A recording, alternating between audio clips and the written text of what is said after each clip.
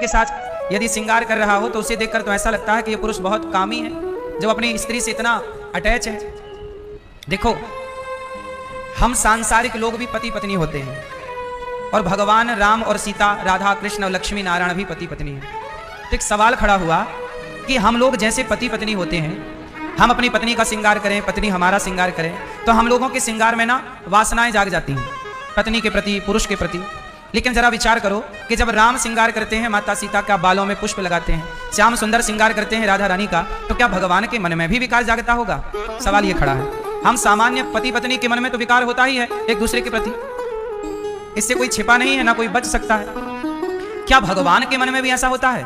हमारे और मन के जैसा भगवान का भी मन है? तो बोले नहीं। कैसे नहीं? वो भी तो पति पत्नी है। तो सुनो, भगवान के, जब भगवान नारायण लक्ष्मी जी के साथ रहते हैं तो लक्ष्मी जी और नारायण पति पत्नी तो हैं, पर इन दोनों के मन में कोई विकार नहीं है। क्यों? क्योंकि विकार क्या है? काम, क्रोध, लोभ, मोह, यही ना विकार हैं जो हम सबको परेशान करते हैं। क्रोध हमें परेशान करता है, लोभ हमें परेशान करता है, काम हमें परेशान करता है, यही ना विकार हैं। इन विकारों से बड़ा तो कोई विकार नहीं है। अब सवाल ये खड़ा हुआ कि ये काम, ये क्रोध, ये लोभ, ये मोह, ये है कौन? तो सुनो इनकी कहानी। बताओ, काम सबको परेशान करता है, काम, वासनाएं। चाहे चिड़िया हो, चिड़िया को भी वासनाएं परेशान करती हैं। छोटी सी है चिड़िया, और तो छोड़ो, ये मक्खियां उड़ रही है ना, ये मक्खियों को भी काम वासना परेशान करती है। ये भी काम के द्वारा ना संतान पैदा करते हैं। अब सवाल खड़ा हुआ कि ये काम है कौन? चलो बताओ, कामदेव के पिता का नाम क्या है? ये काम सबको परेशान करता है, बताओ काम के बाप का नाम क्या है? बोलो, सबको परेशान कौन करता है? काम। और काम का पिता कौन है?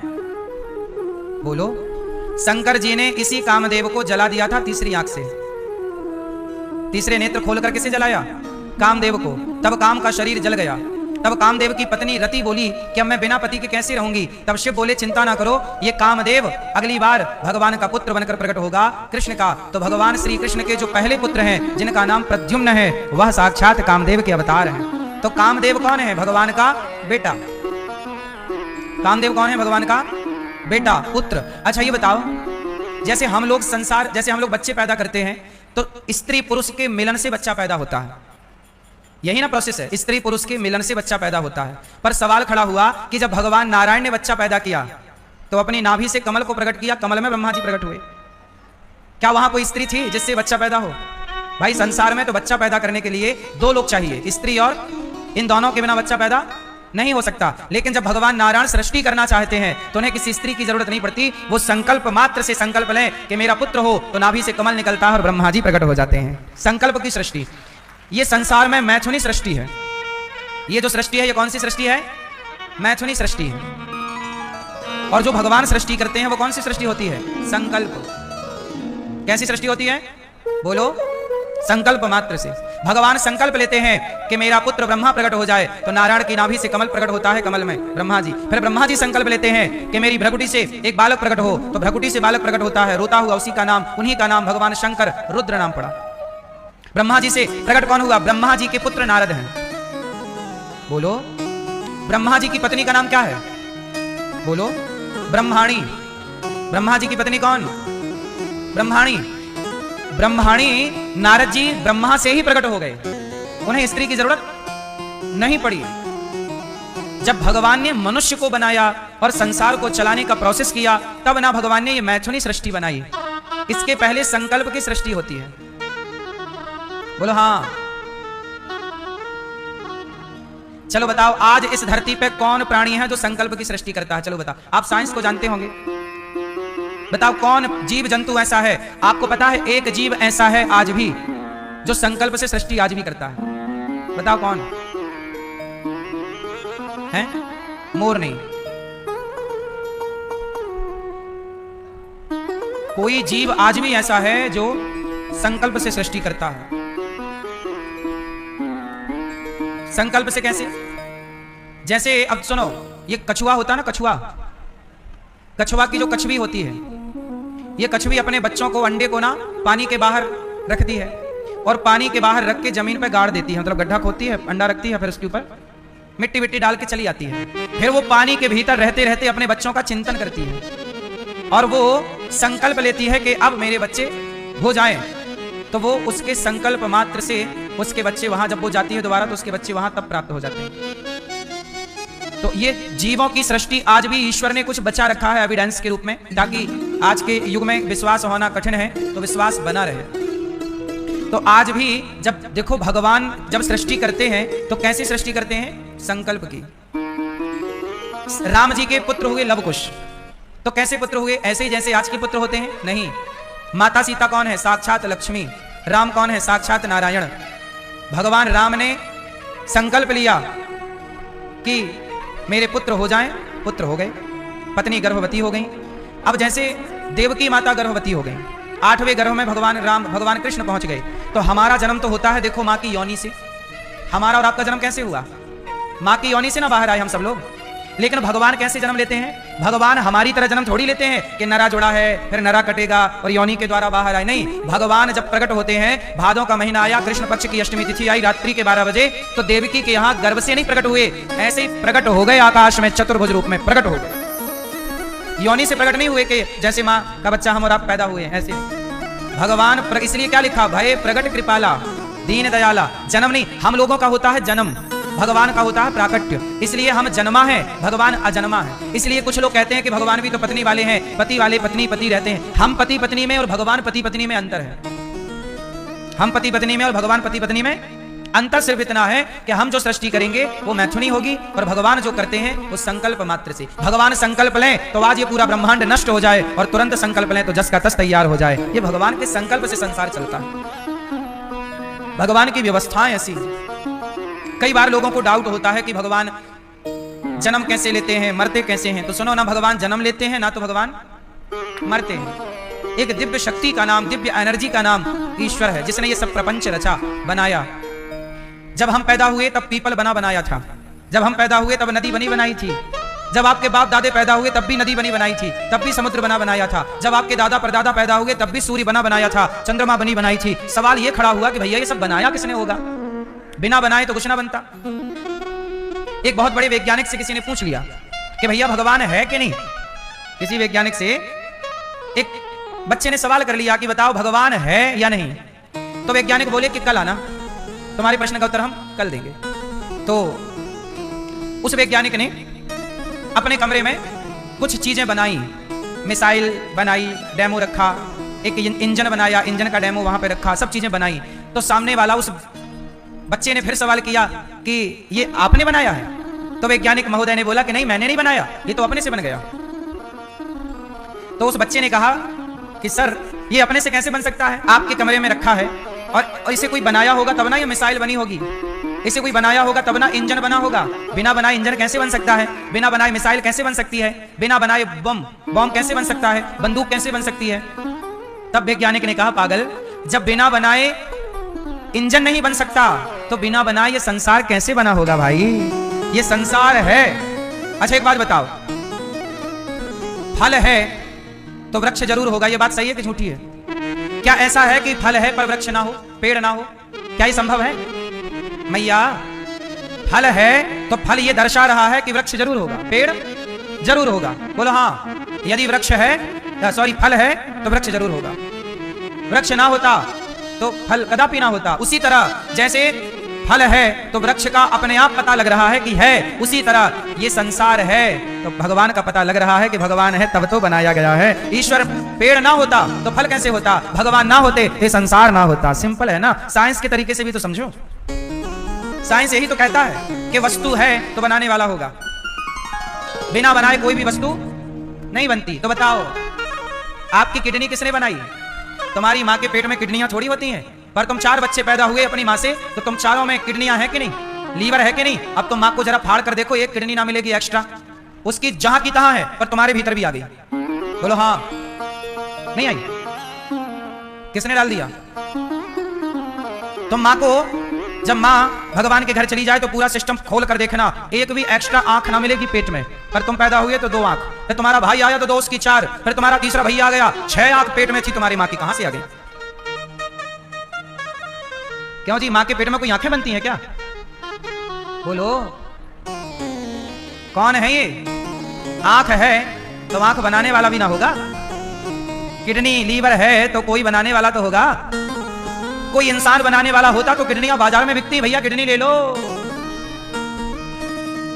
बाजार में तो अवेलेबल नहीं है ना चीजें। इसका मतलब है कि कोई है जो ये सब कुछ बना रहा है, उसी का नाम है भगवान, जो इतना बारीक सूक्ष्म रूप से काम करता है कि तुम्हारे पेट में घुस के काम कर जाता है, तुम्हें पता नहीं चलता। नहीं मेरी माँ, तुम्हारे पेट में 9 महीने तक कौन बैठा रहता है? वो भगवान ही ना तुम्हारे बच्चे को यहाँ बैठ के बनाता है। तुम पहचान नहीं पाती हो, पकड़ नहीं पाती हो, तुम कहती हो पेट में बच्चा है। नहीं, पेट में केवल बच्चा है नहीं, भगवान भी है जो बना रहे हैं। बिना बनाए माचिस की तीली नहीं बन सकती। बिना बनाए माचिस की, बोलो, बिना बनाए माचिस की तीली नहीं बन सकती। तो बिना बनाए ये बच्चा कैसे बना होगा? कोई तो होगा ना इसे बनाने वाला।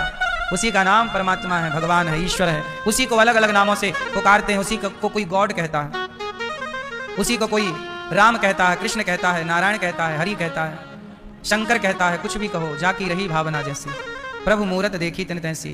रचा है सृष्टि को जिस प्रभु ने, वही ये सृष्टि चला रहे हैं।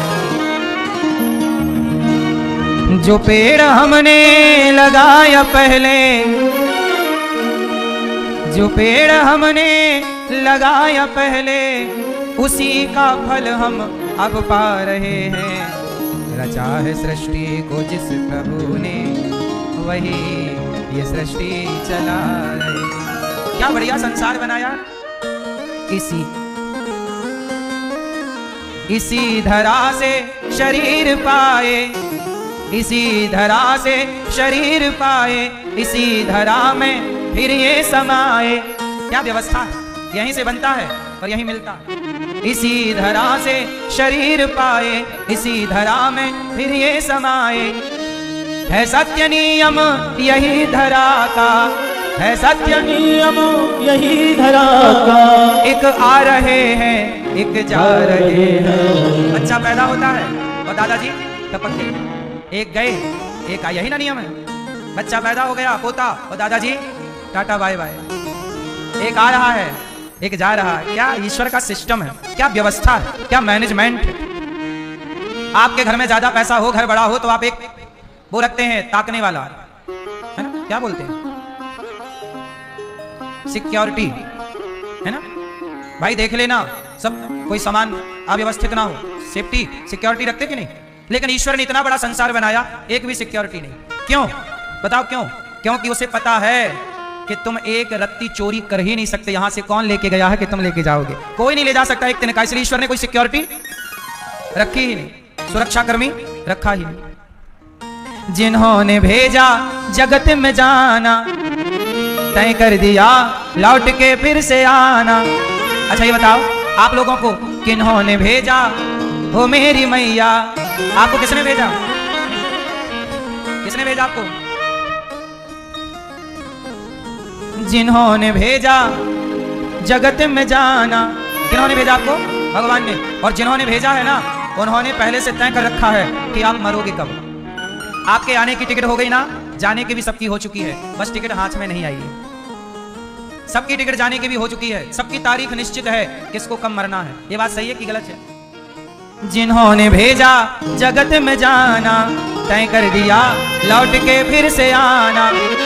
जो भेजने वाले हैं यहाँ पर, जो भेजने वाले हैं यहाँ पर, वही फिर वापस बुला रहे हैं। रचा है सृष्टि को जिस प्रभु ने, वही ये सृष्टि चला रहे। जिन्होंने भेजा है वही बुला रहे हैं, आ जाओ चलो हो गया काम। भगवान मेरे से जितना टाइम काम कराना चाहें कराएंगे, एक टाइम बाद भगवान मेरे को बुला लेंगे, चलो अनिरुद्धाचार्य आ जाओ, हम चले जाएंगे। वो तो भगवान का काम करने यहाँ बैठे हैं। ईश्वर चाह रहे हैं कि यहाँ सब भक्तों को भोजन मिले, सबकी सेवा हो, वृद्ध माओं की सेवा हो, ये सब सेवा हो। इस शरीर से भगवान चाह रहे हैं तो हो रही है। वो चाहेंगे चलो आ जाओ तो आ जाओ, चलो। बैठे हैं जो धान की बालियों में, समाए मेहंदी की लालियों में, हर डाल हर पत्ते में समा कर, हर डाल हर पत्ते में समा कर, गुल रंग बिरंगे खिला रहे हैं। रचा है सृष्टि को जिस प्रभु, वही ये सृष्टि चला रहे हैं। वही चला रहे हैं और कोई नहीं। इसलिए ये खेल सब उन्हीं का है या नहीं? मारने वाला है भगवान, बचाने वाला है भगवान। बाल नवा का होता उसका, बाल नवा का होता उसका, जिसका रक्षक दया निधान। मारने वाला है भगवान, बचाने वाला है भगवान। जल थल अग्नि आकाश गगन में केवल उसकी सत्ता, उसकी मर्जी के बिना यहाँ हिल न सके एक पत्ता। उसी का चाहा यहाँ पे होता, उसी का चाहा यहाँ पे होता, उसी की शक्ति महान। मारने वाला है भगवान, बचाने वाला है भगवान। मारने वाला है भगवान, बचाने वाला है भगवान। इसलिए हर हाल में प्रसन्न रहो, सब कुछ ईश्वर की मर्जी है। भगवान ने सारे ब्रजवासियों को बैकुंठ का दर्शन कराया। सबने कहा प्रभु हमें वृंदावन चाहिए। ये वृंदावन जो है ना बैकुंठ से भी श्रेष्ठ है। आपको पता है ये बात? अच्छा बताओ, आप में से कितने लोगों को वृंदावन अच्छा लगा? क्या अच्छा है यहाँ पर? क्यों भैया, यहाँ क्या अच्छा है? सच बताओ, आपका घर, आपका शहर और वृंदावन, आपका घर आपका शहर जैसा ही वृंदावन है या वृंदावन में कुछ अलग अनुभूति है ना? कुछ अलग? क्या अलग है बताओ? क्यों भैया, वृंदावन घर जैसे ही है कि कुछ अलग लगा आपको? क्या अलग है? क्या अलग है? यहां पर यहां की माटी, यहां की हवा, यहां का वातावरण अलग है, दुनिया से अलग है, भारत से भी अलग है। अर्थात भारत के गांव शहर के हर माहौल से यहां का माहौल अलग है, अलग है। क्या अलग है? यहां की मिट्टी में भगवान नंगे पांव चले, ये भगवान की जन्मभूमि है। आपको आपकी जन्मभूमि कितनी प्रिय है तो भगवान को भगवान की जन्मभूमि कितनी प्रिय होगी? नहीं होती? आपको आपकी जन्मभूमि बड़ी प्रिय लगती है, भाई ये हमारी जन्मभूमि, ये हमारा गांव है, ये हमारा शहर है। हम सबको अपनी अपनी जन्मभूमि अच्छी लगती है और लगना भी चाहिए। ऐसी भगवान की ये जन्मभूमि है, ये भगवान की लीला स्थली है। ये यमुना भगवान की पत्नी है, 4 नंबर की पटरानी है। ये भगवान, जहां आप लोग बैठ के कथा सुन रहे हैं, ये भगवान श्री कृष्ण की वृंदावन रास स्थली रही है। यहीं पर रास रचाए हैं। जिस भूमि पर आप बैठे हैं, आज से 5,500 साल पहले इस धरती पर भगवान कृष्ण के चरण पड़े हैं। रास रचाने में, गैया चराने में कोई कभी ना कभी यहां बैठ के भगवान खेले, खाए, लीला किए। अलग है वृंदावन। यहाँ की धरती में भक्ति है। यहाँ कोई ना चाहे तो भी भक्ति होती है। क्यों? यहाँ कोई ना चाहे तो भी भक्ति है। यहाँ की हवा में भक्ति है। यहाँ बड़े बड़े साधु संतों के चरण पड़े, संतों के भजन का प्रभाव इस वायुमंडल में है। आपने देखा होगा, जहां इत्र की फैक्ट्री होती है, इत्र जहां बनता होगा तो वहां के 10-20 किलोमीटर तक इत्र की गंध अपने आप उस वातावरण में होती है। ये बात सही है कि गलत है? और जहां शहर भर का कचरा नाला इकट्ठा हो, वहां चारों तरफ 1-2 किलोमीटर दूर तक उसकी दुर्गंध होती है। उसी तरह यदि गलत चीज की गंध हवा में घुल गई, इत्र की गंध हवा में घुल गई, तो भक्ति की गंध भी तो हवा में घुलती है, भजन का प्रभाव भी तो हवा में घुलता है। कोरोना के बैक्टीरिया भी तो हवा में घुल के जा रहे थे, तब ना आदमी मास्क लगा रहा था कि भाई हमारे भीतर सांसों से ना चले जाएं। क्यों? तो बैक्टीरिया भी तो होते हैं ना हवा में, नहीं होते? तो वो बैक्टीरिया भजन के यहाँ हैं। यहाँ निरंतर कथा, निरंतर सेवा, निरंतर भगवान का दर्शन, निरंतर भगवान की सेवा, अखंड सेवा। यहाँ भगवान के सिवा कुछ नहीं, किसी का कोई काम नहीं है। यहाँ केवल भगवान की भक्ति करना, काम करना। काम भी करते हैं लोग तो भगवान के आश्रित रह के करते हैं। अब काम तो ये दास अनिरुद्ध भी करता है, पर काम करते हुए हम यही तो भाव रखते हैं ना कि सब कुछ भगवान का है। ये मानसिकता यही बन सकती है। आप घर में प्रयास करो तो घर में भी बन जाए कि सब भगवान का है, वरना घमंड आने में तो तनिक देर नहीं लगती। आज भगवान ने सारे ब्रजवासियों को बैकुंठ दिखाया, कह दिया उन्होंने हमें बैकुंठ नहीं चाहिए, हमें वृंदावन चाहिए। वृंदावन की महिमा प्यारे कोई ना जाने, प्रेम नगरिया मनमोहन की प्रेमी पहचाने। धन्य ये वृंदावन, धन्यम वृंदावनम तेना भक्तिर्नृत्यति यत्र च। धन्य है ये वृंदावन जहां भक्ति महारानी ताता थैया करके नाचती हैं। अद्भुत दर्शन है। आज भगवान ने यमुना के तट पर ब्रजवासियों को वृंदावन वापस लाए। यमुना के तट पर खड़े होकर श्याम सुंदर ने आज बांसुरी बजाई। वाह,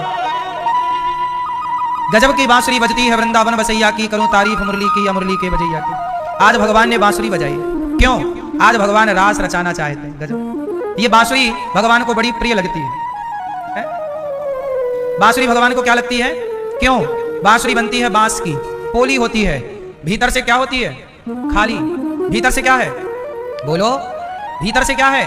हाँ, भगवान कहते हैं जो भीतर से खाली हो जाता है उसे मैं अपनी भक्ति प्रेम कृपा से भर देता हूं। आप खाली हो नहीं पाते तो भगवान चाह करके भी भर नहीं पाते। बाल्टी खाली होगी तब तो कुआं उसे भरेगा। अब कुएं में बाल्टी उतरे और भर के ही उतरे तो कुआं बोलेगा बहन पर भरी हो तो भरी रहो। बाल्टी कुएं में उतरती है तो भरी के खाली?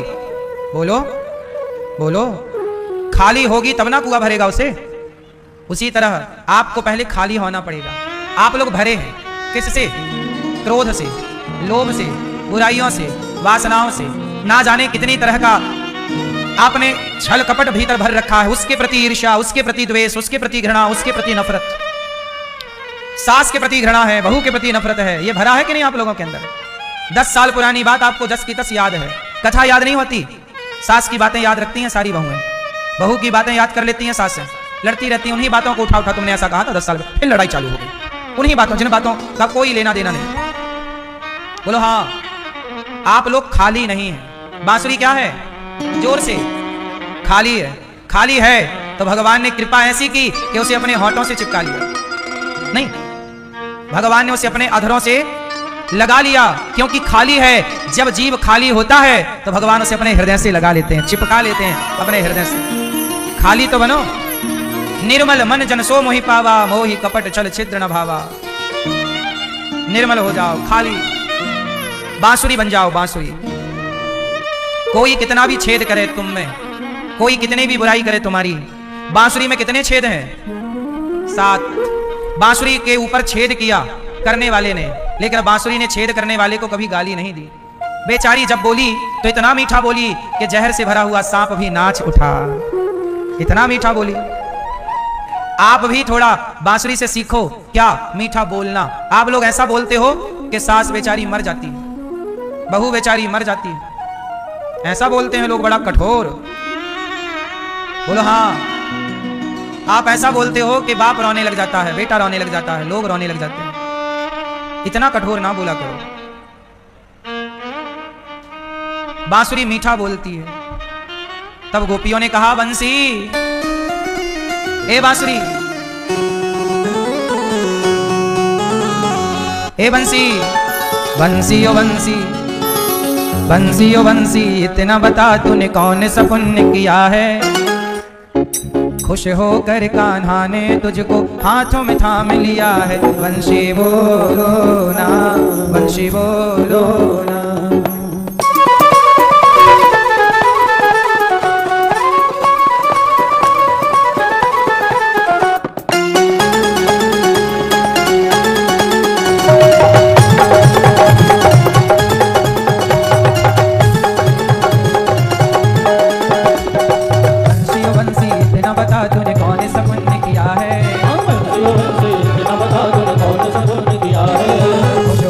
कान्हा ने तुझको हाथों में थाम लिया है। बंसी बोलो ना, बंसी बोलो ना, बंसी बोलो ना, बंसी बोलो ना। बंसी ओ बंसी, इतना बता तूने कौन सा पुण्य किया है। बंसी ओ बंसी, इतना बता तूने कौन सा पुण्य किया है। खुश होकर कान्हा ने तुझको हाथों में थाम लिया है। बंसी बोलो ना, बंसी बोलो ना, बंसी बोलो ना, बंसी बोलो ना।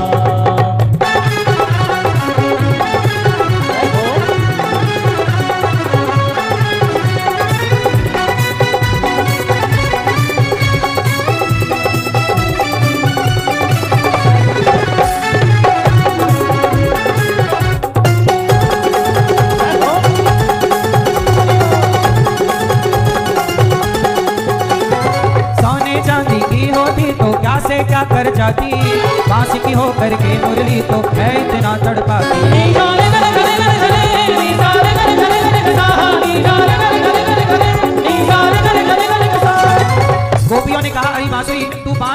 ऐसी है। सोने चांदी की होती तो क्या से क्या कर जाती, बांस की हो करके मुरली तो है इतना तड़पाती। सबको वश में करने वाली, सबको वश में करने वाली शाम को वश में किया है। सबको वश में करने वाली शाम को वश में किया है।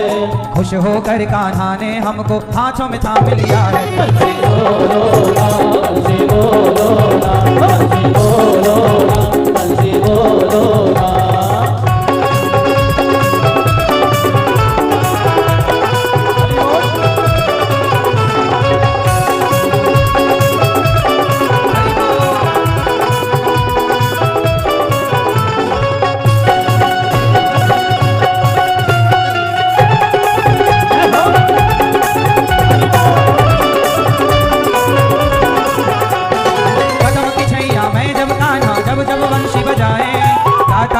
ताता थैया राधा नाचत राहे।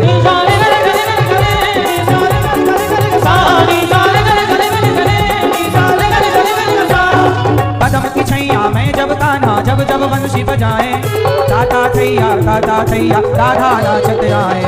मुरली की धुन जिसने सुनी है, मुरली की धुन जिसने सुनी है घायल वो तो हुआ है। मुरली की धुन जिसने सुनी है घायल वो तो हुआ है। खुश होकर कान्हा ने हमको हाथों में थाम लिया है। बंशी बोलो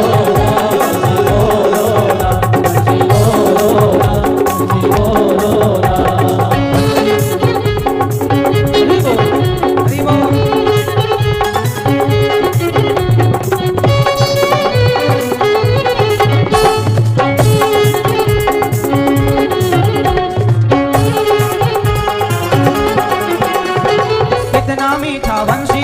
सबके मन को भाए, दुष्ट हो या हो सज्जन वो तो नाचत नाचत आए।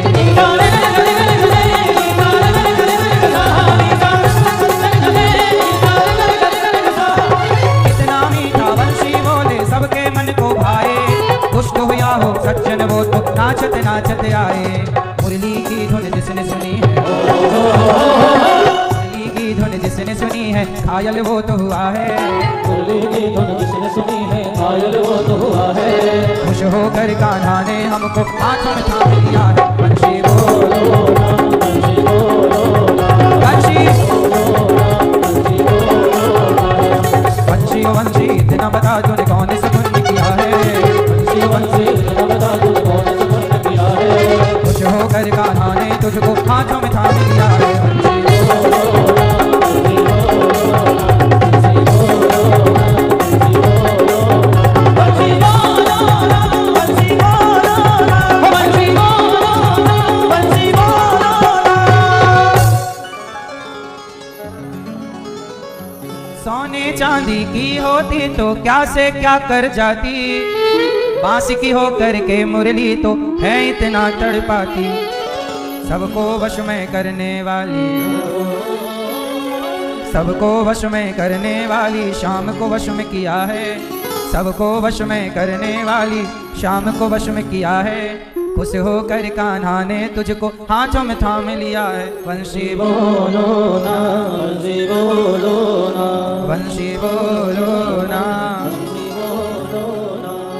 तो बांसुरी खाली है, मीठा बोलती है, भगवान स्वीकार करते हैं। आप भी बांसुरी की तरह निर्मल हो जाओ, आपको भी भगवान स्वीकार कर लेंगे।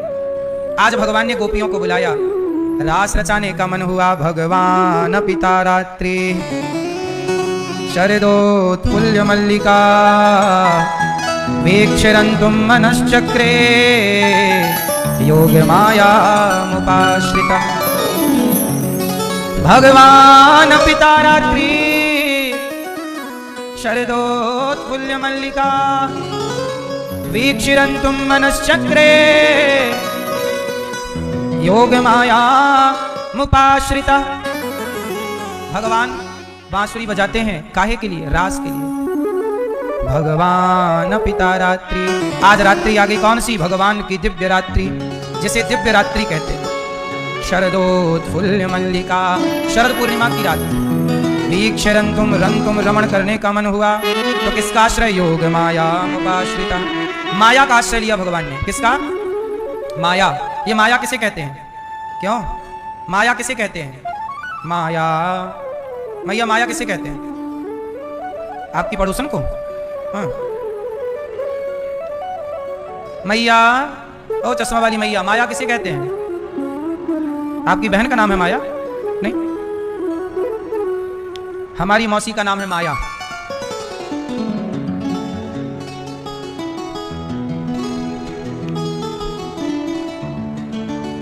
तो माया किसका नाम है? मौसी का। क्यों मेरी माँ? माया मौसी। ये भगवान की माया बड़ी प्रबल है। मम माया दुरत्यया, बड़ी प्रबल माया है। चलो बताओ माया किसे कहते हैं? मैया, ओ मेरी माँ, मैया सुन रही हो ना माँ, या पंचायत कर रही हो माँ, या फिर जा रही हो माँ,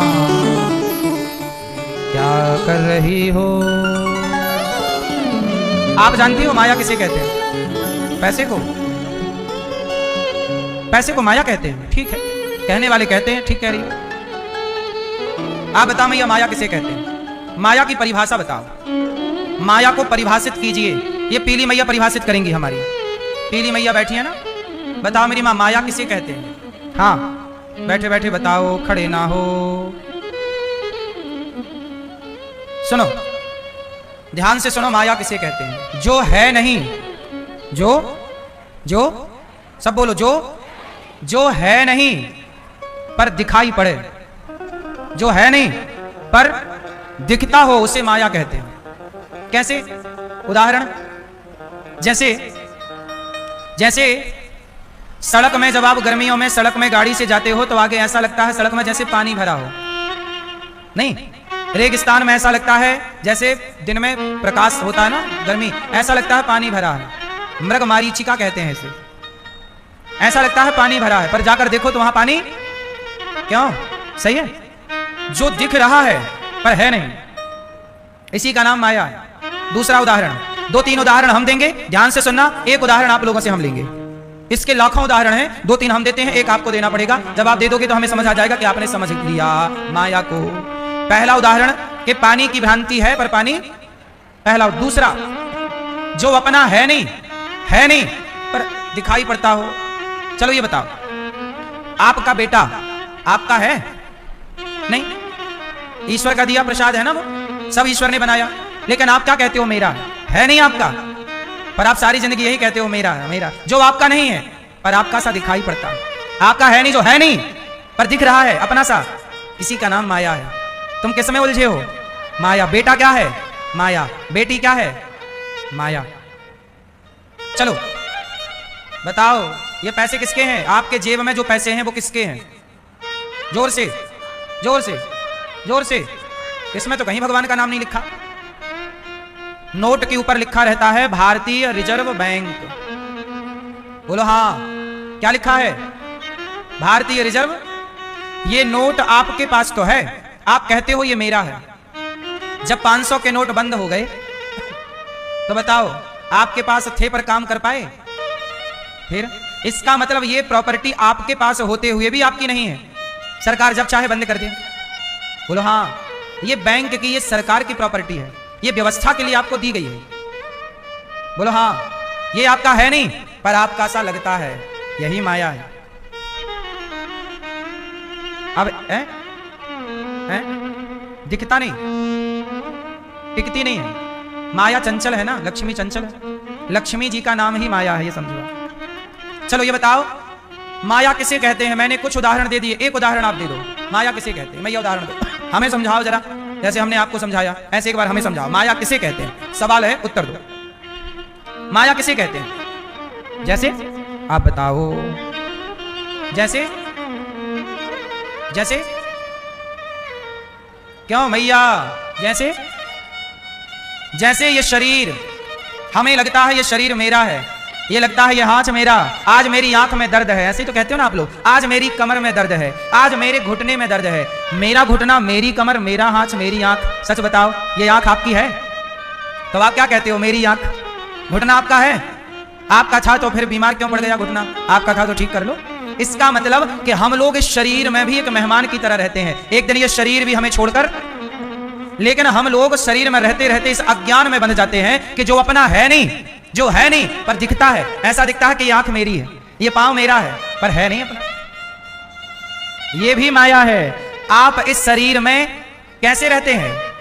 जैसे आपके घर में कोई किराएदार रहता हो, किराएदार को जब चाहो आप घर खाली करा सकते हैं, उसी तरह शरीर किराए का है, जब भगवान चाहे तो घर खाली करा सकते हैं। हाँ ऐ मन मुसाफिर, हाँ हाँ ऐ मन मुसाफिर, निकलना पड़ेगा, निकलना पड़ेगा, काया कुटी घर खाली करना पड़ेगा। भाड़े के क्वार्टर को क्या तू संभाले, जिस दिन तेरे घर का मालिक निकाले, आएगा नोटिस जमानत न होगी, घर तेरे पल्लू अमानत न होगी, होकर कैद तुझे जाना पड़ेगा, काया कुटी घर खाली करना पड़ेगा। तो क्या है ये? जिंदगी एक किराए का घर है, एक ना एक दिन बदलना पड़ेगा। मौत जब तुमको आवाज देगी, घर से बाहर निकलना पड़ेगा। भैया आप कौन हो? किराएदार हो। सच बताओ, सही किराएदार हो? क्या हमारी आत्मा पर हमारा अधिकार है? जब चाहे निकल जाए, जब चाहे खड़े खड़े आदमी गिर जाए। इसका मतलब हमारा शरीर भी नहीं है, लेकिन हम सारी जिंदगी क्या मानते हैं? ये मेरा, ये मेरा, ये मेरा। यही माया है। इस माया से बचना हो तो क्या करना पड़ेगा? शरीर मेरा ऐसा ना कहो, आंख मेरी ऐसा ना कहो, मेरे तो गिरधर गोपाल ऐसा कहो। मेरे भगवान गोविंद मेरो है, गोपाल मेरो है, गोविंद मेरो है, गोपाल मेरो है। और आप क्या कहते हो? ये आंखें मेरी है, ये बेटा मेरा है, ये पत्नी मेरी है, प्रॉपर्टी मेरी है, ये बिजनेस मेरा है, ये फैक्ट्री मेरी है। जबकि कहना क्या है? गोविंद मेरो है, गोपाल मेरो है, गोविंद मेरो है, गोपाल मेरो है। श्री बाके बिहारी नंदलाल मेरो है, श्री बाके बिहारी नंदलाल मेरो है।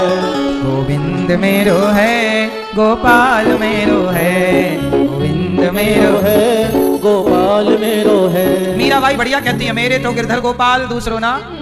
पर आप लोग दूसरों के चक्कर में पड़े रहते हैं, दूसरों के चक्कर में अपना बिगाड़ तक लेते हैं आप लोग। क्या कहीं ने दूसरों के चक्कर में ना घर बिगाड़ लिया? क्या रावण ने दूसरों के चक्कर में ना घर बिगाड़ लिया? रावण की बहन आई, बोली सीता बहुत सुंदर है, चुरा लो। देखो कैसी बहन है, अपने भाई को गलत पाठ पढ़ा रही है। और रावण भी उसकी बात में आ गया, चुरा के ले आया, सत्यानाश हो गया। इसलिए कौन आपका? इसलिए माया, माया से बचो। कैसे बचो? जगत को अपना कहना माया है, और जगन्नाथ को अपना कहना ये माया से उबर जाना है। माया से बचना है तो भगवान को अपना कहो, और माया में उलझे रहना है और उलझना है हजार बार तो जगत को अपना कहते रहो, ये मेरा, ये मेरा, ये मेरा कहो। बढ़िया है क्या मैया? ओ पंचायती मैया, हो गई पंचायत मेरी माँ? बताओ आपका कौन? आपका कौन? भगवान ने गोपियों को बुलाया। आज भगवान महारास रास रचाना चाहते हैं। निशम्य गीतम तदनंग वर्धनम ब्रजश्रियः कृष्ण गृहीत मानसा आजग्मुरन्योन्यमलक्षितोद्यमा सयत्र कांतो जवलोल कुंडला कुंडला। आज भगवान ने निशम्य गीतम तदिनंग वर्धनम, आज भगवान ने सुंदर सा गीत गाया, बांसुरी बजाई, गोपियों को बुलाया। आओ, क्या कर रहे हैं भगवान? रास रचा रहे हैं। रास मतलब भगवान गोपियों के साथ आज उनके जन्म जन्म की कामनाएं पूरी करेंगे। कामनाएं क्या है? चलो बताओ, आपको भगवान मिलेंगे तो आप क्या करोगे? बोलो मेरी माँ। यदि चलो आप सबसे मेरा एक ही सवाल, भगवान जिस दिन आपको मिलेंगे साक्षात, क्या करोगे आप? बोलो मेरी माँ। आप भगवान मिलेंगे तो क्या करोगी? हैं? खुश हो जाएंगी? मुगैम्बो खुश हुआ तब खुश होगी, अभी नहीं, अभी खुश नहीं हुआ। चलो मैया बोली हम खुश हो जाएंगी, ही करके हंसेंगे। आप बताओ मैया, आपको भगवान मिलेंगे तो आप क्या करोगी? नाचेंगे? नाच तो अभी लो, अभी क्या दिक्कत है? आप बताओ मैया, भगवान मिलेंगे तो क्या करोगे? तो अभी समझ लो। देखो किसी के पास उत्तर नहीं है, भगवान को चाह सब रहे हैं, आ जाएंगे तो करेंगे क्या, कोई प्लानिंग नहीं। क्या पीली मैया भगवान मिलेंगे तो क्या करोगी? हाँ नहीं, आप बताओ क्या करोगी मैया? हैं मैया क्या बोलती तू? भगवान मिलेंगे तो क्या करोगी? क्या? ओ मोबाइल वाले भैया, आपको भगवान मिलेंगे तो क्या करोगे बताओ? बताओ, गूगल में सर्च कर रहे हो क्या? हाँ कि क्या करेंगे? क्यों मैया भगवान मिलेंगे तो क्या करोगी मेरी माँ? नहीं सुनो, जब भगवान मिले तो भगवान से क्या करोगी? अरे भगवान जब मिलेंगे, सालों बाद वर्षों बाद जब आपका बेटा आपको मिलता है तो आप क्या करते हो अपने बेटे? बोलो, सालों बाद जब आपका बेटा आपको मिले, बेटी आपकी आपको मिले तो क्या करोगे? सबसे पहला काम क्या? भगवान के चरणों से लिपट जाना। भगवान को देखते ही पहला प्रोसेस क्या? सोचिए, भक्त यही चाहता है कि मैं भगवान के गले कब लगूं। कब लगाएंगे भगवान गले से? गले से लगा लो ना कन्हैया मेरे, गले से लगा लो ना। हे प्रभु हमें गले से लगा लो, गले से लगा लो ना कन्हैया मेरे, गले से लगा लो ना, गले से लगा लो ना कन्हैया मुझे अपना बना लो ना। तो भगवान गले से लगाएंगे कब? जब आप गले से लगने की भावना रखोगे, भगवान के गले से लग जाओ। तो रास क्या था? जन्म जन्म के उन भक्तों को जो भटके थे, परमात्मा के लिए तड़पते रोते थे, भक्ति करते जप तप करते, सबको गले लगा लिया भगवान ने। वही है रास, जहां भगवान ने सबको स्वीकार कर लिया। इसी लीला का नाम है रास लीला, जहां भगवान ने जीव को स्वीकार कर लिया गले लगा करके। अब गले लगा करके भगवान ने कभी भक्तों को अपनी गोद में बिठाकर गोपियों के संग रास रचा रहे हैं। रास का मतलब क्या है? उनके संग समय बिताना, हंसी मजाक करना, सारे रसों का भाव हो। हास्य रस, करुण रस, व्यंग रस, ये सभी रस है ना। 9 रसों की चर्चा अपन पढ़ते हैं, हर रस का आनंद हो। इसलिए मेरी मां, जब भगवान गोपियों के संग रास रचाए तो भगवान गोपियों के हर भाव का ध्यान रखा।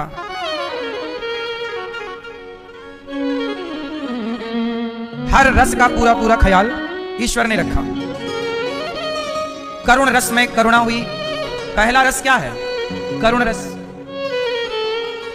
करुण रस से ही ना करुणा होगी, जब आप भगवान को रोकर पुकारोगे तब ना भगवान। माँ बच्चा नहीं रोए तो माँ बच्चे पर करुणा नहीं करती, बच्चा रोए तो माँ भी रोने लग जाती है, भक्त रोए तो भगवान भी रोने लग जाते हैं। सिंगार रस। आज जैसे छोटे बच्चे को माँ सिंगार करती है, कपड़े पहनाना, तेल लगाना, कंघी करना, पाउडर लगाना, सारा सिंगार कौन करता है? माँ। उसी तरह सदा भक्त सिंगार करता है भगवान का। आज भगवान सिंगार कर रहे हैं अपने भक्तों का। यही ना रास है, जहां भगवान हमारे साथ समय व्यतीत करें, समय गुजारें। हमारी भक्ति हम क्यों कर रहे हैं? भक्ति भगवान को पाना क्यों है? क्या करोगे भगवान को पाकर? मिलेंगे तो क्या करोगे? कितनी देर देखोगे भगवान को? इसलिए भगवान अपनी लीला में। अच्छा सुनो, आप हमसे मिलने आओगे तो हमें कितनी देर देखोगे? हम आपको कितनी देर देखेंगे? लेकिन हम आपके साथ खेल खेलने लग जाएं, क्रिकेट खेलने लग जाएं, कबड्डी खेलने लग जाएं, पकड़म पाई खेलने लग जाएं, तो आप और हम लंबे टाइम तक खेल सकते हैं। कोई किसी को कितनी देर देखेगा? भगवान को कोई कितनी देर देखेगा? आप लोग बिहारी जी जाते हो, 2 मिनट बाद मंदिर से बाहर निकल आते हो, एक झलक देखते हो, आप बोले हो गए दर्शन, चलो। कितनी देर देखी आपने? ये देखो पीली बहन कितनी चतुराई से सो रही है। आप भगवान को देखेंगे तो कितनी देर देखेंगे? लेकिन भगवान को आप कितनी देर देखते हैं? बिहारी जी के मंदिर आप कितनी देर रहे? चलो बताओ, बोलो। 10 मिनट 20 मिनट रहे होंगे बस। भगवान का दर्शन आपने 10 मिनट किया और भगवान की कथा आप 3 घंटे सुन रहे हैं। मतलब दर्शन से ज्यादा कथा सुनने का आनंद है। इसलिए हनुमान जी बोले राम से, मैं आपके साथ नहीं जाऊंगा गोलोक धाम, वहां साकेत। क्यों? मैं यहीं रहूंगा धरती पे। क्यों? बोले जहां आप जा रहे हो राम, क्या वहां आपकी कथा है? राम जी बोले वहां कथा नहीं है, वहां तो मैं ही हूं। हनुमान जी बोले आपका क्या? हनुमान जी बोले आपका क्या करूंगा? जहां आप हैं वहां आपकी कथा हो ये जरूरी नहीं है, पर जहां आपकी कथा है वहां आप जरूर होते हैं। इसलिए हनुमान जी नहीं गए, बोले जहां आपकी कथा होगी मैं वहां जाऊंगा। इसलिए जहां कथा होती है, राम कथा सुनवे को रसिया, राम चरित्र सुनवे को। हनुमान जी क्या सुनते हैं? राम चरित्र। जहां कथा है वही ना भगवान है। इसलिए भगवान से ज्यादा कीमती है भगवान की कथा, भगवान से भी बड़ी मैं। इसलिए क्या कहते हैं? राम बड़े के राम का नाम। बोलो कौन बड़ा? अरे भगवान ने कितनों को तारा होगा, पर भगवान के नाम ने तो करोड़ों को तार दिया। अजामिल को भगवान ने नहीं तारा, भगवान के। बोलो बोलो। इसलिए राम ने गिने चुने लोगों को तारा, उंगली पे गिन लो, पर राम के नाम ने तो करोड़ों को तारा। इसलिए भगवान से बड़ा कौन? भगवान का, भगवान से बड़ी है भगवान की कथा। इसलिए कथा श्रवण करने का जो सुख है वो भगवान को पाने का भी सुख नहीं है इतना, जितना भगवान की कथा में सुख है, आनंद है। इसलिए गोपियां भगवान के संग देखना क्या, उनके संग नाच रही हैं, उनके संग लीला कर रही हैं। गोपियां भगवान को पाकर भगवान के चरणों को निहार रही हैं, उनकी कथा करती हैं, उनके बारे में गाती हैं। मेरी मां, इसलिए आपसे कहता हूं कि भगवान को पाना हो तो भगवान की कथा जब पालो तो समझ लिया करो कि हमने भगवान को पा लिया। कथा पा गए मतलब भगवान को पा गए, परेशान होने की जरूरत नहीं। भगवान सब कुछ देख रहे हैं, सुन रहे हैं। भगवान भी ना बंधे हुए हैं कलयुग से। क्या कलयुग ने कह रखा है, हे भगवान जल्दी से आप आ मत जाना वरना हमारा खेल खत्म हो जाएगा। कलयुग में भगवान सबको मिलने लग जाए तो कलयुग मर नहीं जाएगा? क्यों? ये युग भी तो, कलयुग भी तो भगवान का ही बेटा है। सतयुग किसका बेटा है? भगवान का। त्रेता युग किसका बेटा है? द्वापर युग किसका बेटा है? कलयुग किसका बेटा है? भले बुरा है ये कलयुग, पर है तो भगवान का ही बेटा। तो ये बोल दिया कि यदि आप आ गए तो हम मर जाएंगे। भाई जहां भगवान की कथा कीर्तन भगवान प्रकट हो गए तो कलयुग तो खत्म। इसलिए कलयुग में भगवान थोड़ा कथा के द्वारा अपना अनुभव कराते हैं अपने भक्तों को। भजन करो अनुभव होगा, प्रत्यक्ष रूप से नहीं, अप्रत्यक्ष रूप से परमात्मा कार्य करते हैं। कलयुग है ना, उसका भी तो ध्यान रखना पड़ेगा ना कलयुग का। आप लोग समझो इस बात को। डायरेक्ट नहीं, ईश्वर इनडायरेक्ट कृपा कर रहे हैं। ये भी विचार आज कथा सुनने आ गया। ठीक, तो भगवान बड़ी कृपा करते हैं। गोपियों के संग रास हुआ। रास मतलब, अच्छा भैया ये बताओ रास मतलब क्या? तुम करो तो रास लीला, हम करें तो कैरेक्टर ढीला। बताओ रास मतलब क्या? कैरेक्टर ढीला। क्या भगवान श्री कृष्ण ने जो रास रचाया उसमें क्या कैरेक्टर ढीला था? रास में कौन आया? शंकर जी आए। क्या बनकर आए? बोलो गोपी। रास में कौन सम्मिलित हो सकता है? पुरुष नहीं, पुरुष नहीं, स्त्री। क्या ये बात सही है? नहीं, ना पुरुष सम्मिलित हो सकता है रास में, ना स्त्री सम्मिलित हो सकती है रास में। जिसका मन निर्मल हो गया वो सम्मिलित होगा गोपी के भाव से। गोपी मतलब स्त्री नहीं, गोपी मतलब भाव, विचारधारा। गोपियों के मन में कोई कामना नहीं, निष्काम। शंकर जी भी आए तो गोपी बनकर आए, नारद जी भी आए गोपी बनकर आए। गोपी मतलब गोपियों की तरह विचारधारा। जिसके मन में कोई वासना ना हो, निर्विकार हो गया हो, वो भगवान के रास में सम्मिलित होगा। तो रास लीला और कैरेक्टर ढीला। अब बताओ बॉलीवुड ने कितनी चतुराई से भगवान की रास लीला को कैरेक्टर ढीला से जोड़कर इस लीला को बदनाम करने का प्रयास किया। अच्छा ये बताओ रास लीला मतलब कैरेक्टर ढीला है? फिर क्यों कहते हैं लोग तुम करो तो रास लीला? मतलब रास लीला और कैरेक्टर ढीला को जोड़ दिया, इससे तो यही सिद्ध होता ना कि रास लीला मतलब कैरेक्टर ढीला, जबकि है उल्टा। कुछ लोग बड़े चतुर होते हैं, चतुराई से कह देते हैं, समझने में बड़ी देर लगती है। कल प्रश्नोत्तरी में एक लड़का आया, उसने देवभूमि उत्तराखंड के बारे में उसने बोला कि देखो महाराज जी कुछ लोग यहाँ पर शराब पीते हैं। तो मैंने तो कहा कि भाई कुछ लोग शराब पीते होंगे। उसने कहा नहीं सब पीते हैं। मैंने कहा कैसे हो सकता, सब शराब कैसे पी सकते हैं, सब मांसाहारी कैसे हो सकते हैं उत्तराखंड के या भारत के किसी भी कोने के? विशेषकर उसने उत्तराखंड का नाम लेके बोला, देवभूमि का नाम लेकर बोला। उसने कहा कि वहां के पुजारी भी ऐसे ही हैं। नहीं, कुछ लोग क्या होते हैं समाज में कि बदनाम करना चाहते हैं। गलती कोई करता है तो उसे ऐसा लगता है कि सब गलत है। नहीं, कोई एक गलती करेगा समाज में, कोई ना मांस खाता होगा या कोई शराबी होगा, सारे थोड़ी शराबी हो जाएंगे, सारे थोड़ी मांसाहारी हो जाएंगे। बद्रीनाथ जी में तो हम सबकी, केदारनाथ जी में तो उत्तराखंड से हम सबकी बड़ी आस्थाएं जुड़ी हैं। उसने आकर के सारे उत्तराखंड के लोगों के लिए बोलना स्टार्ट कर दिया। मैं मना करता जा रहा हूं कि भाई सब लोग बुरे नहीं हो सकते, सब लोग ऐसे नहीं, सब ऐसे, सब कैसे हो जाएंगे भाई। कुछ लोग होते हैं जो बदनाम करना चाहते हैं, गलत प्रचार करना चाहते हैं, गलत अफवाह फैलाना चाहते हैं।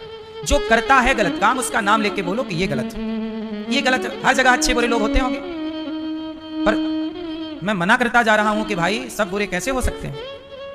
उसने तो बोला सब बुरे हैं, बस खुद को ही उसने अच्छा कहा, मैं ही अच्छा हूं महाराज जी, सब बुरे हैं।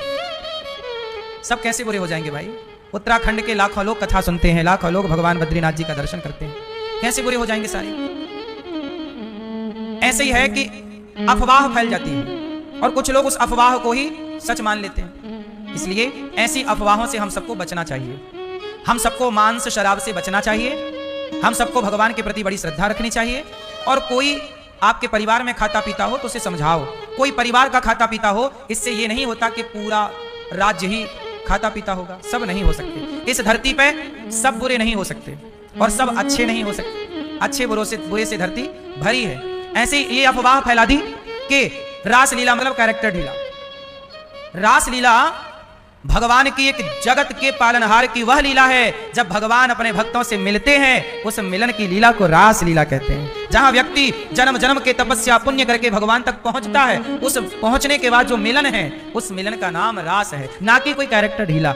यदि कोई कैरेक्टर ढीला की बात होती तो वहां शंकर जी क्या करने गए थे फिर? शंकर जी तो रास में गए ना।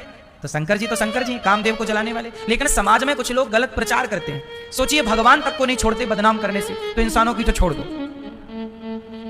बॉलीवुड और कुछ लोग ऐसा गलत प्रचार करते हैं, गलत बातें। प्रिय भक्तों, भगवान ने दिव्य रास रचाए गोपियों के संग। गोपियां आई, भगवान ने कहा देवियों यहाँ क्यों आई हो? जाओ अपने घर, पति कैसा हो, अंधा लंगड़ा बहरा काना खोरा, आपका पति आपका क्यों? मैया आपका पति आपका कौन है? मैया, ओ मैया, इधर चली मैं उधर चली, पता नहीं मैं किधर चली।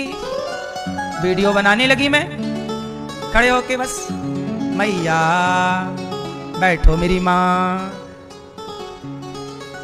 सुनो, भगवान ने गोपियों से कहा पति कैसा हो, अंधा लंगड़ा। अच्छा, पति कौन होता है? आप पति को क्या मानती हो मैया? आप मैया क्या मानती हो?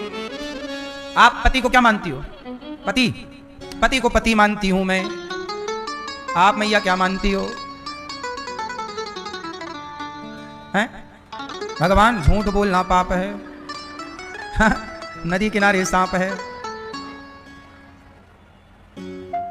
काला कौआ काट खाएगा, सच बोल। काला कौआ काट खाएगा। मैया, आप पति को क्या मानती हो? पति को क्या मानो? तुम ही मेरे मंदिर, तुम ही मेरी पूजा, तुम ही देवता हो, तुम ही देवता हो। तुम ही मेरे माथे की बिंदिया की झिलमिल, तुम ही मेरे हाथों के गजरों की मंजिल। मैं हूँ एक छोटी सी माटी की गुड़िया, तुम ही आत्मा हो, तुम ही आत्मा हो। अच्छा सच बताओ, हमारे हिंदू सनातन धर्म में पति को भगवान कहा जाता है। पति भले भगवान लायक ना हो, शराबी हो, नालायक हो, दुष्ट हो, फिर भी हमारे यहाँ की स्त्रियां पति को भगवान मानती हैं। अच्छा बताओ, भगवान मानना पति को सही मानसिकता है कि गलत मानसिकता? सही है ये गलत है? जोर से है? अच्छा, पति भगवान होता है तो बताओ पत्नी क्या होती है? बोलो, क्या होती है? पुरुष भैया बताओ, पत्नी को आप क्या मानते हो? पत्नी और कुछ नहीं। और आपकी पत्नी आपको क्या मानती है? भैया बताओ, क्या मानती हो आप इनको? देवता। देखो ये देवता मानती हो, और आप क्या मानते हो? दादाजी, आपकी पत्नी कहाँ है? क्या मानते हो आप अपनी पत्नी को? घर की लक्ष्मी? हाँ, आप बताओ, आप अपनी पत्नी को क्या मानते हो? पत्नी के लिए पति भगवान है, तो पति के लिए पत्नी क्या है? हा? पत्नी भी भगवान होती है। क्यों पत्नी भगवान नहीं होती? भगवान सबके भीतर है, कण कण में है। तो पत्नी कोई कण कण से बाहर है क्या? पत्नी में भी तो ईश्वर है, सब में ना भगवान है। तो पति भी भगवान है और पत्नी भी भगवान है। पति है देवता तो पत्नी है देवी, पति है नारायण तो पत्नी है नारायणी। दोनों पूरक हैं, पर समाज में पुरुष को बड़ा बताया गया कि पुरुष भगवान, और स्त्री को कहा गया तुम तो पांव की जूती हो। ऐसा कुछ लोगों ने कहा। स्त्रियों को कुछ लोग पांव की क्या मानते हैं? पांव की है, ये क्या मानते हैं आपको? क्यों आप क्या मानते हो अपनी पत्नी को? पांव की जूती? नहीं, इसके पिता ले आना, समझाएंगे। अभी ना शिकायत करो, प्रश्नोत्तरी में करना, ले आना। बेचारी पत्नियां इतनी परेशान है कि मौका मिलते ही पति की शिकायत चालू। क्या करें, परेशान करता है आदमी दारू पी पी के, परेशान करता है बेचारी को। पत्नी कहे तो कहे किससे, बेचारी कह भी तो नहीं सकती। पत्नियां बोले तो लोग उसी को कहते तू ही गलत है, पति की सेवा नहीं करती। और नालायक वो इतना दुष्ट है कि शराब पी के थप्पड़ मारता है। कितना सहे, सहने की भी तो सीमा है। इसलिए पति भी परमात्मा है और पत्नी भी ईश्वर। इसका मतलब यह हुआ कि पति पत्नी दोनों को एक दूसरे का सम्मान करना चाहिए। हमारे रिश्तों में ना पति को भगवान कहने का तात्पर्य यह है कि अपने पति की इज्जत करो, पत्नी को देवी लक्ष्मी कहने का तात्पर्य यह है कि अपनी पत्नी का सम्मान करो। रिश्तों में क्या चाहिए? सम्मान चाहिए। वो रिश्ते बहुत अच्छे रहते हैं जिन रिश्तों में एक दूसरे के प्रति सम्मान की भावना होती है। मैं अपनी पत्नी का सम्मान करूं, पत्नी मेरा सम्मान करे, गाड़ी चल पड़ी। अपमान से कहां चली सम्मान करने पति का? जाओ करो सम्मान मैया। तो क्या करना चाहिए हमें एक दूसरे का? जोर से मैया बोलो मेरी मां, सम्मान करना चाहिए। आज रिश्तों में क्या हो गया है? अपमान हो गया। कोई भी लड़ाई होती है आदमी स्त्री के माँ बाप तक चला, तेरी तो माँ ऐसी, तेरा तो बाप ही ऐसा है। फिर स्त्री भी बोलती है कोई तुम्हारा बाप हरिश्चंद्र है क्या? तुम्हारी माँ सावित्री है? फिर इसी चक्कर में होती है महाभारत शुरू चालू हो गया। इन बातों का कोई अंत नहीं है। आप मुझे गाली देते जाओ, मैं आपको गाली देते जाऊं, इन गाली गलौच का कोई अंत, आरोप प्रत्यारोप का कोई अंत। इसलिए समाधान ये नहीं है कि मैं आपको नीचा दिखाऊं तो आप भी मुझे नीचा दिखाने लग जाए। ये समाधान नहीं है। समाधान ये है कि हम दोनों का सम्मान करें, हम दोनों की इज्जत करें, हम किसी का तिरस्कार ना करें, हम किसी का अपमान ना करें, किसी के प्रति गलत भाव ना रखें। पत्नी का फर्ज है पति की सेवा करना, पति का फर्ज है पत्नी का सम्मान करना। और रिश्तों में सबसे आवश्यक चीज क्या होती है? आप लोग बता सको तो बताओ। रिश्तों में सबसे आवश्यक चीज क्या होती है? रिश्तों में सबसे आवश्यक क्या है? रिश्तों को बनाए रखने के लिए सबसे आवश्यक चीज है सहनशीलता। यदि आपके अंदर सहनशीलता है, सह लेते हो दो बातों को, तो आपका रिश्ता बढ़िया है। आजकल रिश्ता टूट क्यों रहे हैं? क्योंकि पत्नियों के अंदर तनिक भी सहनशीलता नहीं है, पति के अंदर भी तनिक सहनशीलता नहीं। छोरे का ब्याह हुआ तो उसे लगता है देखो मैं सब कर रहा हूं, तू तो मेरी पत्नी है, जैसा मैं कहता हूं वैसा कर, वैसे रहे। नहीं, आपको दबा के नहीं रखना रिश्तों को। आप दबा के रख भी नहीं सकते, दबा के नहीं रखना। रिश्तों को प्यार से रखना होता है। आप जिसे दबाएंगे वो आपका शत्रु हो जाएगा। क्यों? आप बच्चों को भी बहुत ज्यादा रोक टोक करो तो बच्चे भी आपके दुश्मन हो जाते हैं। इसलिए रोक टोक करना चाहिए, रोक टोक करना चाहिए, पर प्यार से समझा करके। उसे रोकने की वजह बताओ कि मैं तुझे रोक रही हूं तो वजह यह है बेटा। वजह बताए बिना रोकोगे तो उसे लगेगा मेरे साथ अत्याचार हो रहा, और वजह बता दोगे तो बात ठीक हो जाएगी, भाई वजह यह है।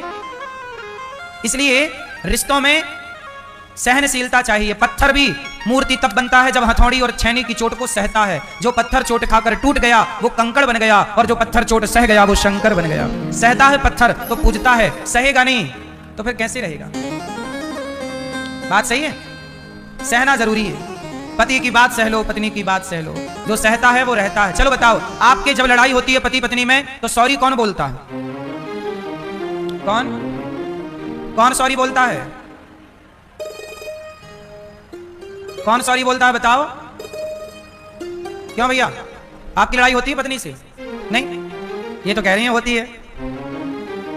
झूठ बोलना पाप है। बताओ, आपकी लड़ाई होती है, सॉरी कौन बोलता है? ये बोलते हैं, आप नहीं बोलती मैया?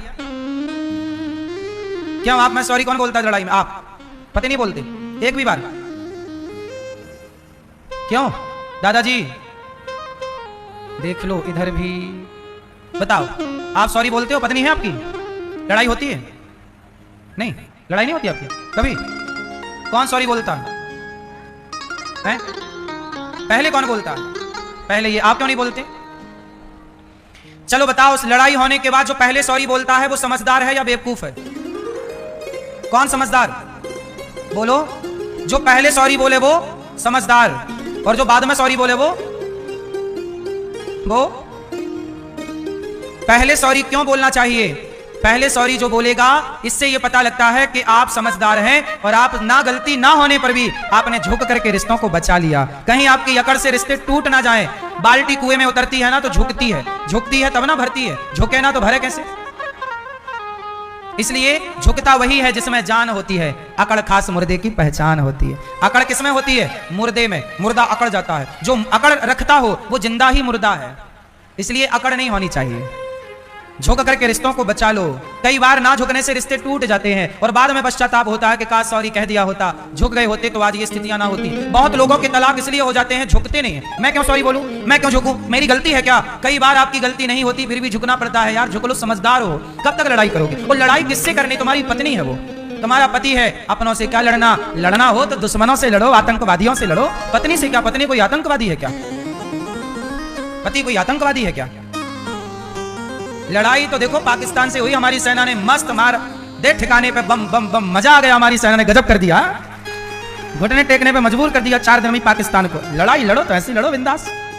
हमारी सेना ने गजब किया, ऑपरेशन सिंदूर सफल हुआ। तो हमारी सेना के लिए धन्यवाद तो बनते ही है। तो भारत की सेना की जय। जय जवान जय किसान। जय जवान, ये बढ़िया है। जवान और किसान यही 2 संभाले हैं।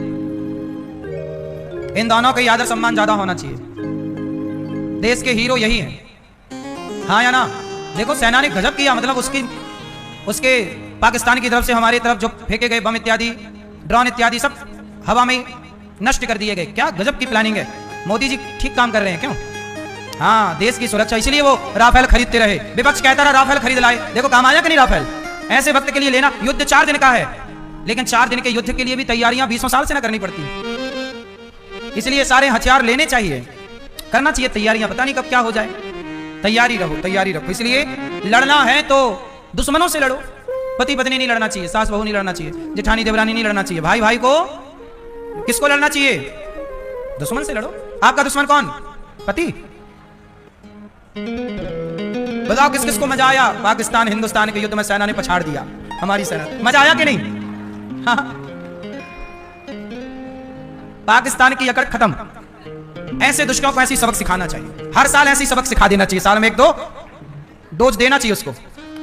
हर साल में एक बार 4 दिन का युद्ध छेड़ देना चाहिए भारत की सेना, ताकि पाकिस्तान ये आतंकी हरकत ना करे। क्यों? जैसे को तैसा, घर में घुस घुस के मारना सही, आतंकवादियों के ठिकाने नष्ट। बढ़िया, लेकिन मानना पड़ेगा। क्यों? घर में घुस के सेना को किस तरह से टारगेट किया और 100 से ज्यादा आतंकवादी मारे गए। ये भी कितना कठिन काम है। क्यों? अपन लोगों को सुनने में, टीवी पे देखने में आसान लगता है, लेकिन सोचिए कि क्या एजेंसियां होती हैं, खुफिया एजेंसियां, जो सोचिए कि उनके घर में घुस के कैसी जानकारियां निकाल लेती हैं कि ये समय यहां है, और जाके देख तड़ाक। सही है ना? कितना कठिन काम है खुफिया जानकारी निकालना। पता नहीं इतने बड़े पाकिस्तान में आतंकवादी कहां छिपे बैठे, लेकिन उनके घर में जाके मिसाइल गिरी। तो ये मतलब गजब की प्लानिंग है। कितना परफेक्ट प्लानिंग कह सकते हैं आप, कितनी बड़ी सफलता कह सकते हैं। इस सफलता के लिए मेरे पास कोई शब्द नहीं है। मतलब विश्वास है, हमारा देश अब बहुत अच्छा है। हमारा देश, हमारी सेना बहुत मजबूत है, बहुत स्ट्रांग है। हम सबको गर्व होना चाहिए अपने देश पर और अपनी सेना पर। देश के हमारे जवान भाइयों का सदा आदर सम्मान और सत्कार होना ही चाहिए। बेचारे लड़ते हैं, मरती भी है तो पहले सेना ही मरती है। बेचारे वो अपनी छाती पर पहली गोली खाते हैं, फिर प्रजा पर, समाज पर आंच आने देते हैं। इतना बड़ा बलिदान है। क्यों? इसलिए बहुत बढ़िया प्लानिंग है। इस युद्ध से ये समझ में आया कि हमारी प्लानिंग कितनी बढ़िया है, हमारी तैयारियां। मोदी जी हर देश में जाके घूमते हैं ना, सबसे दोस्ती करते हैं। अब पता लगा ना कि सारे देश अपने साथ आके खड़े हो गए थे। ये घूमने का फायदा है। विपक्ष बोलता रहा कि काहे जा रहे हो, पैसा बर्बाद कर रहे हो। लेकिन देखो, घूमना, दोस्ती करने के लाख फायदे हैं, दुश्मनी करने का एक भी फायदा। इसलिए आप भी सबसे दोस्ती करो, दुश्मनी नहीं। दोस्त ज्यादा होने चाहिए, दुश्मन एक भी नहीं होना चाहिए। अभी पाकिस्तान का सपोर्ट किया किसी देश ने, एप्पल वगैरह आते थे, उस देश से बंद कर दिया हमारे व्यापारियों ने। बंद ही कर देना चाहिए उस देश से आयात। कौन सा देश है? चीन तो है ही है? तो इराक है क्या? तुर्की है कि तुर्की? ठीक है, वहां से एप्पल वगैरह आते थे। जबकि उसके पास ना भूकंप आया था 2013 के लगभग, बड़ी मदद की थी भारत ने, दवाइयां भेजी थी खेप विमानों में भर भर के। उसने पता चला कि उस तुर्की के ही सेना ने पाकिस्तान की तरफ से ड्रोन भेजे थे, मतलब तुर्की लड़ रहा था भारत से, पाकिस्तान का तो क्या था। ये देखो, ये गद्दार देश हैं, ऐसे देशों से कोई भारत का सौदा नहीं होना चाहिए। आर्थिक रूप से हम सब बहिष्कार करें वहां के सामान का। इसकी एक छोटी सी चर्चा मैं आपको याद दिलाऊं कि जब अमेरिका के द्वारा जापान में परमाणु फेंका गया, तो आपको पता है जब जापान के उस छोटे से देश ने अमेरिका का बहिष्कार कर दिया, वहां का सेब नहीं खाया, बोले हम बिना सेब खाए रह लेंगे, बिना सुविधाओं के रह लेंगे, पर अमेरिका का कोई सामान, क्योंकि उस समय अमेरिका ने उस पर प्रहार कर दिया था। ये उस समय की घटना है। इसलिए जो हमारे भारत का दुश्मन, देखो राष्ट्र से बड़ा कोई नहीं होता। मेरा घर परिवार सब बाद में है, देश पहले है, राष्ट्र पहले है। इसलिए पाकिस्तान का जो दोस्त है वो हमारा दुश्मन है। पाकिस्तान हमारा दुश्मन, तो पाकिस्तान के सपोर्टर भी हमारे। इसलिए हम सबको वहां तुर्की इत्यादि के चीजों से बचना चाहिए, बहिष्कार करना चाहिए। देश पहले, भारत माता पहले, हमारी राष्ट्रभूमि पहले, भारत माता की, भारत की सेना की, सिंदूर मिशन की। पाकिस्तान में बम और फेंको 6।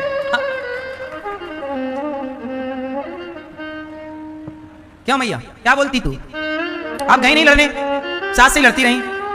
सारी बहुएं चली जाएं पाकिस्तान की तरफ तो लड़ लड़ा के खत्म करके आ जाए तो घंटे भर में। बहुओं की सेना को भेजना चाहिए अगली बार। अब सुनो, अगली बार होगा तो सास की सेना अलग, बहू की सेना अलग, कि तुम आपस में लड़ो, जाओ पाकिस्तान से लड़के आओ। सास लड़के आ जाए, खा जाए पाकिस्तान, खा खा खा खा, जैसे बहू को खा जाती है।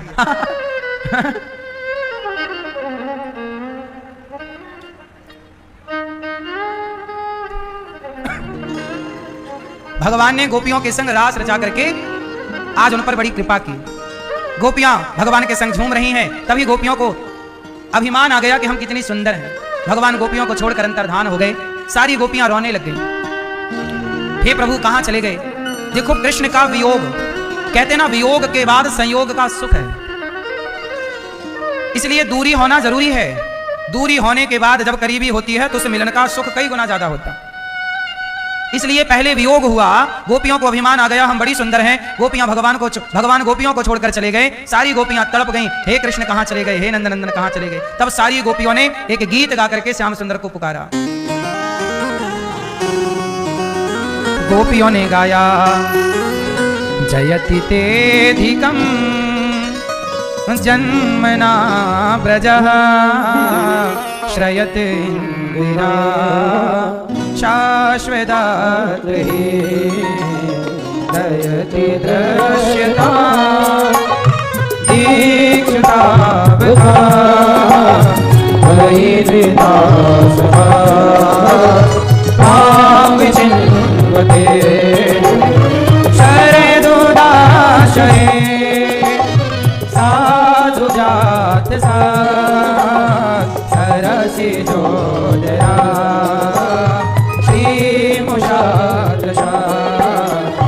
सूरतनाथ दे शुल्कदासिका वरद दो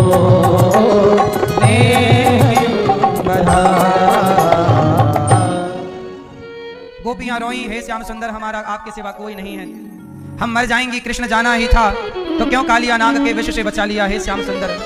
जब गोपियां तड़प गईं, जब गोपियां बस मरने की स्थिति में पहुंच गईं, जब भक्त तड़पता है तब भगवान भक्त की तड़प को देख करके प्रकट होकर के उसको दर्शन देकर कृतार्थ करते हैं। तब गोपियों ने कहा यत्ते सुजात चरणाम्बुरुहं स्तनेषु भीताः शनैः प्रियदधीमहि कर्कशेषु तेनाटवीमडसि तद्व्यथतेन किंस्वित् कूर्वादिभिर्भ्रमति धीर भवदायुषां नः इति गोप्यः प्रगायन्त्यः प्रलपन्त्यश्च चित्रिधा रुरुदुः सुस्वरं राजन् कृष्ण दर्शन लालसा तासामाविर्भूच्छौरि स्मयमान मुखाम्बुजः पीताम्बर धरहास्त्रग्भि साक्षान्मन्मथमन्मथः। जब गोपियों ने रोकर पुकारा तब भगवान प्रकट हो गए गोपियों के मध्य। साक्षात मनमथ मनमथा, साक्षात मनमथ मनमथा प्रकट होकर भगवान ने गोपियों के संग दिव्य महारास रचाकर जितनी गोपियां थीं उतने कृष्ण बनकर के भगवान ने गोपियों को आह्लादित किया। आनंदित किया। जितनी गोपियां उतने कृष्ण। ये देखिए रास में जितनी गोपियां थी ना उतने कृष्ण थे। अब ये सामान्य व्यक्ति तो नहीं कर सकता ना कि जितनी स्त्रियां हो पुरुष उतना हो जाए, नहीं, ये भगवान ही है ना। इसलिए रास लीला में केवल भाव देखिए, मिलन भक्त और भगवान का देखिए, ना कि इसमें कोई विषय वासना ढूंढिए। आप ढूंढते रहेंगे मिलेगी तो नहीं, क्योंकि विषय वासना जीवों में होती है, भगवान में नहीं।